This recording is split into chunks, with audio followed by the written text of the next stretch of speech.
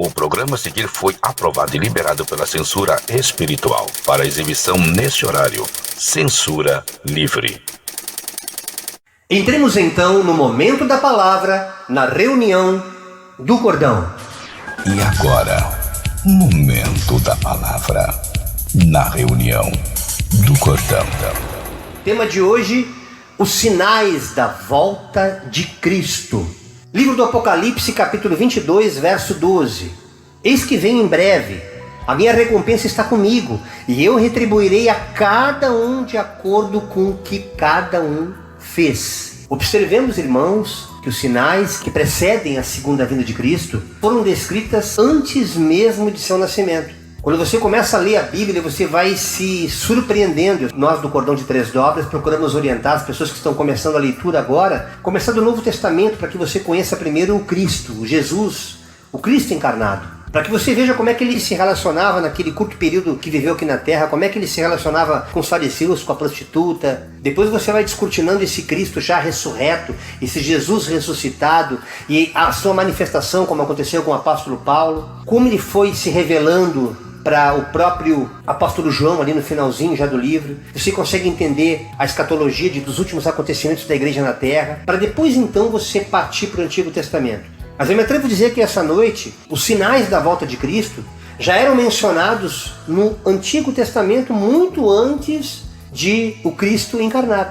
Vejamos que no livro do profeta Daniel, no capítulo 12, verso 4, Deus fala para ele: mas você, Daniel, feche com o selo as palavras do livro até o tempo do fim. Muitos irão ali e acolá para aumentarem o conhecimento. Esse aumento de conhecimento, de informação, é o que gera aquilo que nós conhecemos hoje por tecnologia. É aquilo que a gente chama de ciência, que vai se multiplicando, o avanço tecnológico que a humanidade teve nesses 2 últimos séculos, que você pode observar até a nanotecnologia, medicina, mísseis atômicos, coisas terríveis que esse conhecimento sem sabedoria fez e está fazendo e vai fazer com a humanidade. Mas é mister que isso aconteça. E no decorrer da ministração de hoje você vai entender o porquê de Deus permitir que tudo isso aconteça. Ali no livro de Atos dos Apóstolos, no capítulo 1, versos 4 a 11, o evangelista Lucas ele descreve uma cena tremenda, onde em certa ocasião, depois de já ressuscitado, enquanto Jesus comia com seus discípulos, deu-lhes esta ordem: não saiam de Jerusalém, mas esperem pela promessa de meu Pai, da qual lhes falei.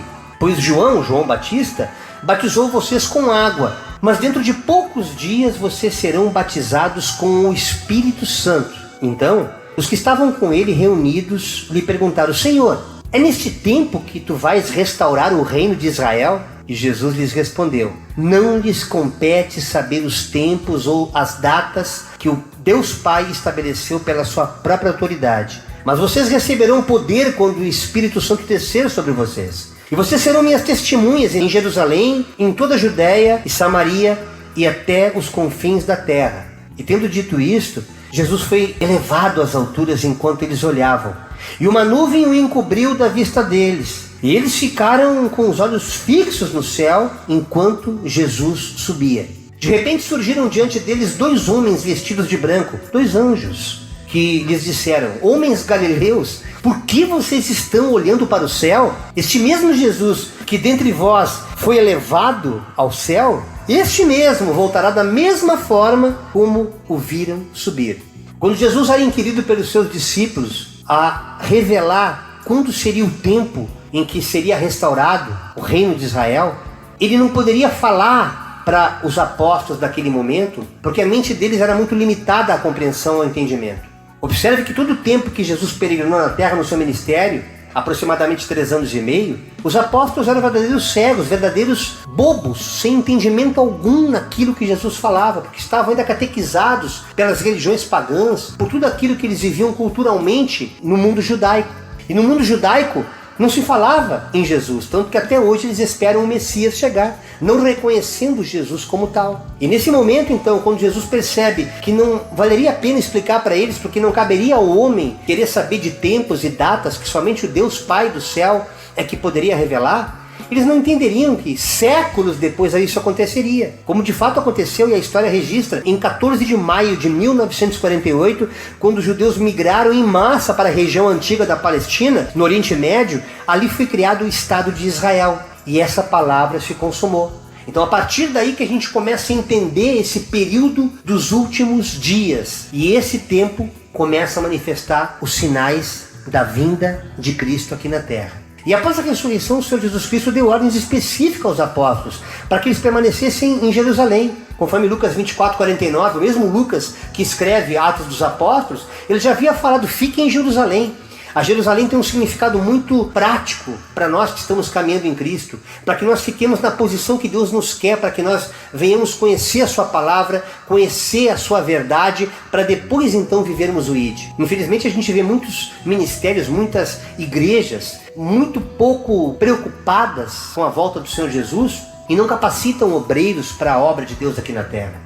E essa obra, ela não deve ser tão somente eclesiástica, sendo feita dentro do templo. Absolutamente, a igreja tem que ser para fora. O ide do Senhor, ide a todo mundo e pregar o evangelho, para que seja gerada essa consciência da volta do Cristo, tem que ser para fora. Porque é para fora que você vai conseguir chegar a alcançar pessoas que jamais, muitas delas, jamais pisarão dentro de um templo cristão, seja ele católico ou evangélico. Mas quando você tem esse entendimento, tem essa compreensão, você fica na posição, fica no chamado, fica na vocação para a qual Deus te chamou, para que esse conhecimento seja adquirido, para que a partir dele, ou você permaneça lá, mas não deixe de pregar fora, ou você sai de lá e continua vivendo esse ministério nessa itinerância da qual Jesus fala, que é o ide, que na verdade não é um imperativo, mas é um gerúndio, é indo, é andando, é amando, é dando pão para quem tem fome, água para quem tem sede, roupa para quem tem frio, acolhendo inclusive o estrangeiro nesses tempos de guerra, como as nações próximas ali à Ucrânia têm feito.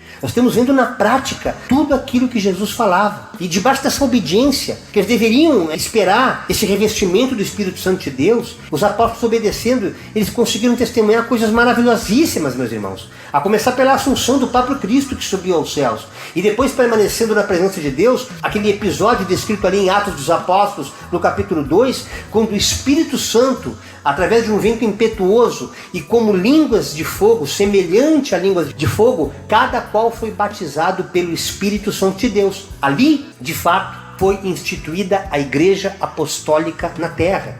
Ali o Espírito Santo desceu a esse planeta para que eu e você tivéssemos e tenhamos esse privilégio de estar permanentemente na presença de Deus até a volta do Cristo. Então compreenda, meu irmão e minha irmã que me assiste aqui essa noite. Deus Pai entronizado ao trono, Jesus Cristo à sua destra, aguardando o toque da trombeta para que Ele possa vir aqui arrebatar sua igreja. E nós aqui juntamente com o Espírito Santo de Deus, levando para você essa palavra aqui essa noite.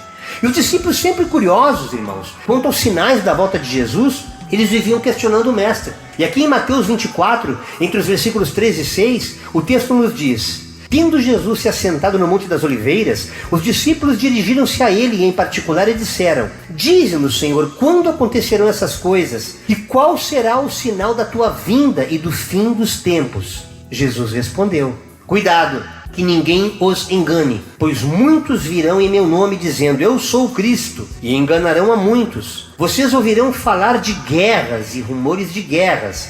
As guerras já estão acontecendo na Ucrânia. Os rumores são que se fala de uma possível terceira guerra atômica mundial. Esses são os rumores. Percebam a veracidade, a consistência dos fatos, a cronologia dos acontecimentos, que são sinais que antecedem a volta do nosso Senhor. Mas aí a palavra continua: apesar desses sinais, não tenham medo. É necessário que tais coisas aconteçam, mas ainda não é o fim. O evangelista Marcos, no capítulo 13, verso 8, e a mesma palavra repetida em Mateus 24, 8, fala que nação se levantará contra nação, reino contra reino. Haverá terremotos em vários lugares, haverá fomes, e essas coisas são apenas um princípio, o início das dores. O evangelista Lucas, no capítulo 21, verso 11, complementa: além desses terremotos, fomes, também haverá pestes em vários lugares, e acontecimentos terríveis e grandes sinais provenientes do céu. Perceba que esse Covid-19 não é por acaso. Percebam que essas guerras, esse Putin de ter deixado Satanás entrar nele, como já aconteceu na história através de Hitler e muitos outros poderosos que representantes de Satanás aqui na Terra, é necessário que isso aconteça para que a humanidade se enxergue na sua miséria, para que a humanidade se enxergue na sua natureza caída, que é impossível herdar o reino de Deus, é impossível herdar o reino dos céus nessa nossa natureza. Por isso que através do Espírito Santo de Deus, nós temos a oportunidade de aprender, através das Escrituras, a palavra de Deus, sem religião, sem peso, sem fardo. Como Jesus fala na sua palavra, venham vocês até mim, vem como vocês estão. Vós que estão carregados e sobrecarregados, eu vos aliviarei. Mas as pessoas não querem. Elas querem apenas as bênçãos temporárias e não querem compreender que essa efemeridade chamada vida será substituída pela vida ou pela morte eterna. O juízo está às portas, mas o povo não quer saber. Nós estamos aqui, nós do Ministério Cristão Cordão de Três Dobras, para te abrir os olhos essa noite através desse tema tão pouco falado nas igrejas. E a palavra continua, irmãos. Ela continua. Portanto, vigiem, porque vocês não sabem em que dia virá o seu Senhor. Mas entendam isso, que se o dono da casa soubesse a que hora da noite o ladrão viria, ele ficaria de guarda e não deixaria que a sua casa fosse arrombada, ela fosse assaltada. Assim também, vocês precisam estar preparados, porque Jesus, o Filho do Homem, virá numa hora em que vocês menos esperam. Todo mundo distraído,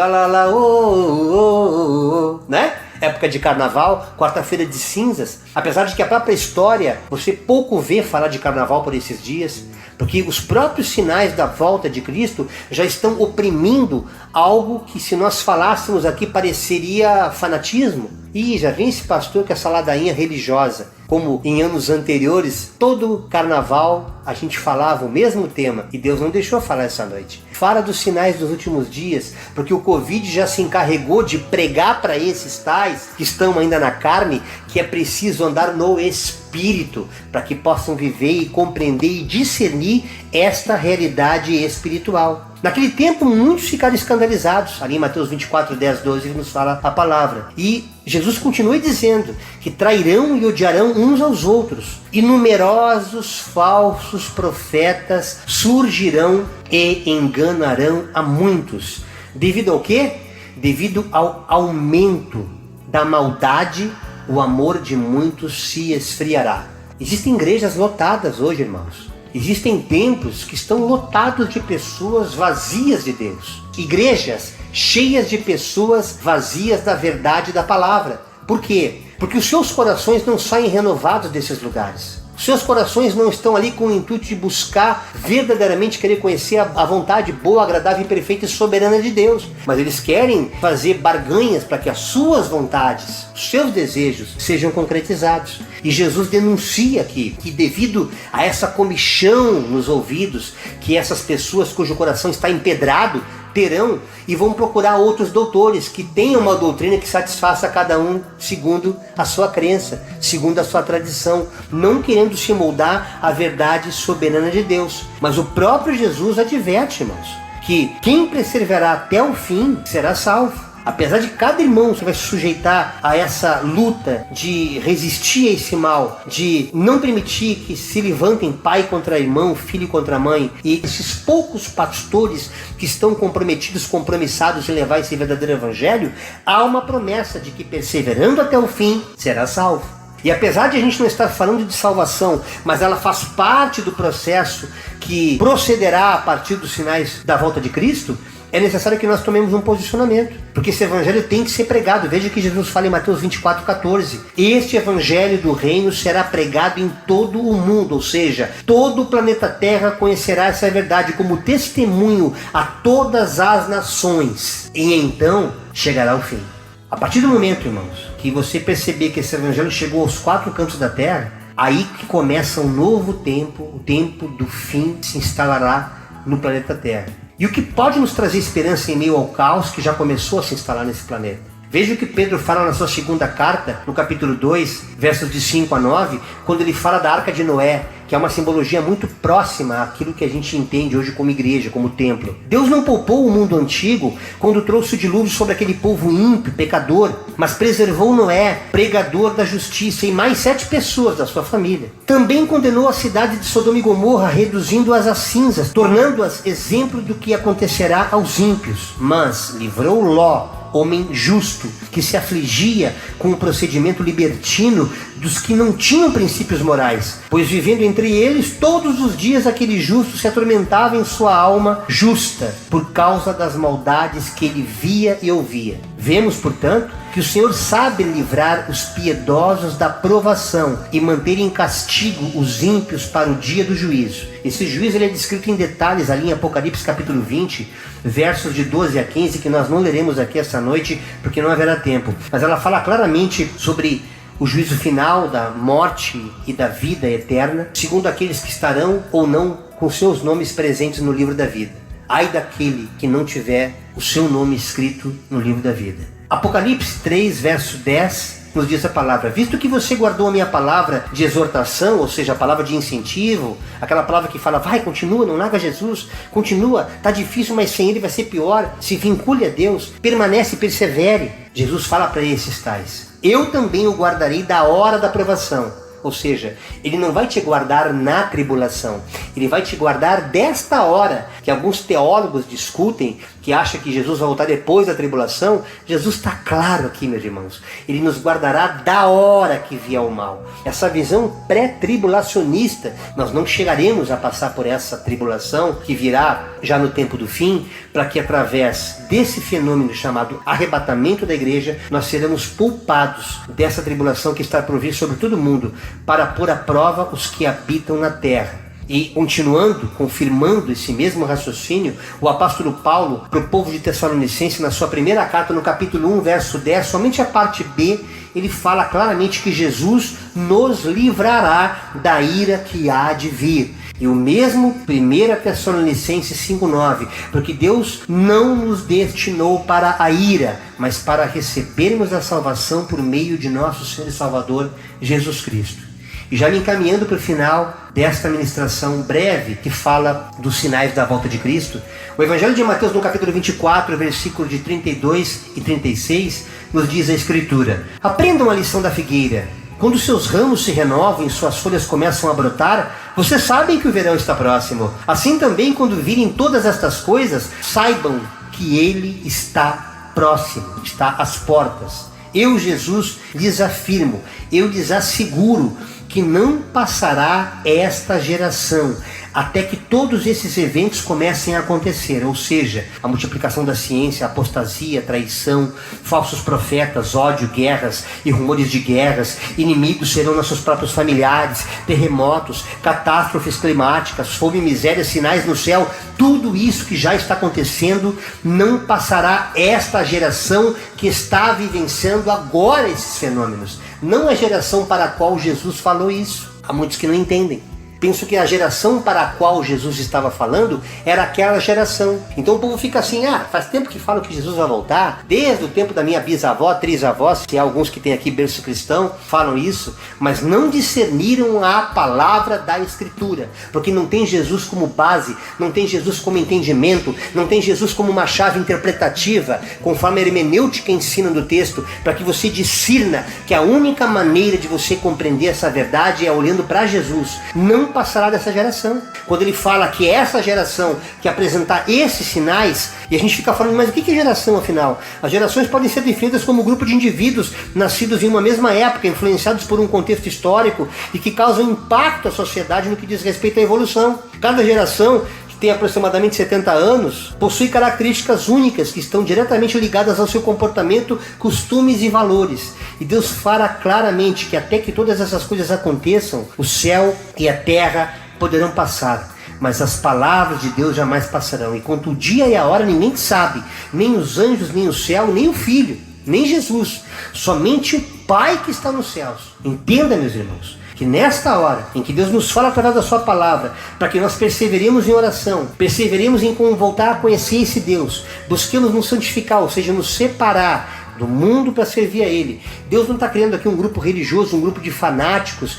Pelo contrário, Ele quer que nós nos envolvamos com a nossa comunidade. Deus quer que nós nos envolvamos com a nossa família. Deus quer que nós nos envolvamos com outras culturas, para que esse evangelho chegue até outras nações, para que essa verdade seja promulgada por mim e por você. Unidos da sabedoria que o Espírito Santo nos concede, este conhecimento está chegando até você nessa noite, através dessa pequena ministração. O próprio salmista, no Salmo 90, versículo 10, ele nos fala que os anos da nossa vida chegam a 70 ou 80, para quem tem mais vigor. Entretanto, são anos difíceis, e passando isso, todo mundo voa. Sai daqui, sai desse corpo perecível, vai para a vida ou para a morte eterna. Então essa geração da qual nós falamos aqui nessa noite, é essa geração da qual eu, você e até os que estão nascendo hoje pertencemos. Fiquem atentos aos sinais, irmãos. Fiquem atentos a tudo aquilo que Jesus está falando na sua palavra. Os sinais estão evidentes, está fácil pregar o evangelho. Eu sempre repito isto. Sempre repito porque vale a pena tão somente você ligar a TV, acompanhar os jornais, acompanhar os acontecimentos, as notícias. Elas testificam tudo aquilo que Jesus falou há mais de 2000 anos atrás. E hoje está se confirmando. Você vai poder ou não viver essa promessa, essa verdade. Independente de crer ou não, se você quer desfrutar com Jesus da vida eterna, tão somente se posicione. Nós aqui do Cordão estamos aqui para te ajudar. E eu encerro essa noite lendo a primeira carta de Paulo aos Coríntios, no capítulo 15, verso 58. Portanto, meus amados e queridos irmãos, mantenham-se firmes e que nada, absolutamente nada os abale. Não permite que essas notícias, não tenham medo, como Mateus fala. Não deixa que isso abale vocês. Sejam sempre dedicados à obra do Senhor, que é amar, que é dar pão para quem tem fome, água a quem tem sede, ajudar o próximo, se preocupar com outro além de você mesmo, pois vocês sabem que no Senhor o trabalho que vocês estão fazendo não é inútil, não é em vão. Essa é a palavra que Deus colocou no meu coração nesse dia 2 de março do ano de 2022, na reunião do Cordão. Glória a Deus. Que o amor do Pai, a graça do Filho e as infinitas misericórdias e consolações do Santo Espírito de Deus estejam sendo derramadas essa noite sobre cada um de nós. Damos por encerrada mais uma reunião do Cordão.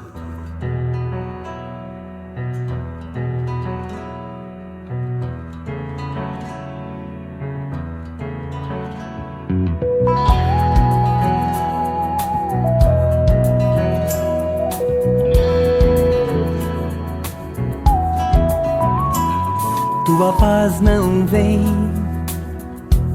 de uma noite bem dormida, nem numa trégua de uma grande guerra. Não está no soldado que venceu uma batalha, valentemente lutando pela pátria, por sua terra. A paz não se encontra nos grandes valentes, nem nas riquezas deste mundo. A paz não está nas diversões desta vida. Sem paz é viver errante, sem saída. Só Ele é a paz, só Ele é o amor, só Ele é a vida, só Ele é o Senhor, só Ele me sustenta, só Ele é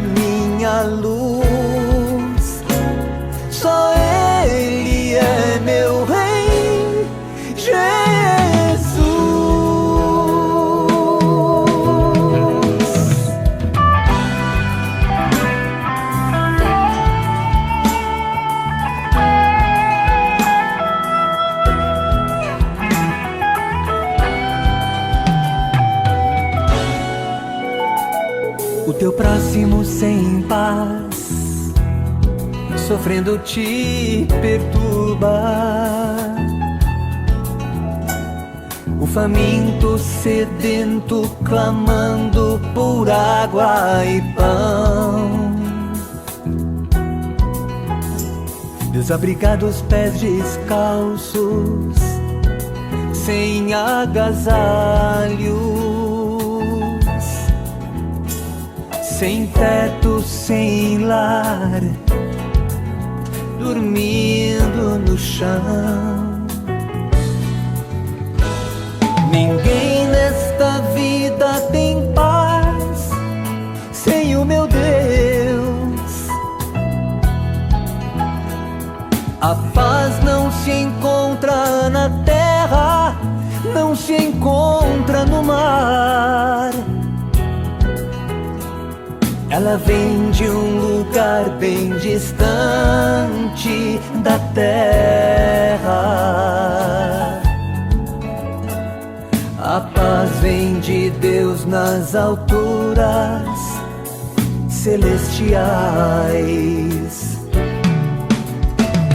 Só Ele é a paz, só Ele é o amor, só Ele é a vida, só Ele é o Senhor, só Ele me sustenta, só Ele é minha luz,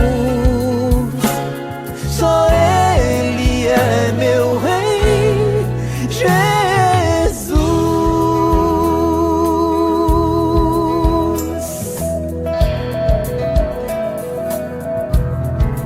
Meu Jesus.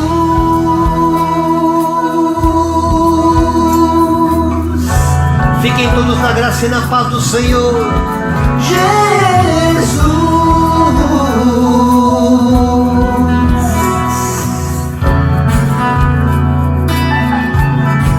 Meu Jesus.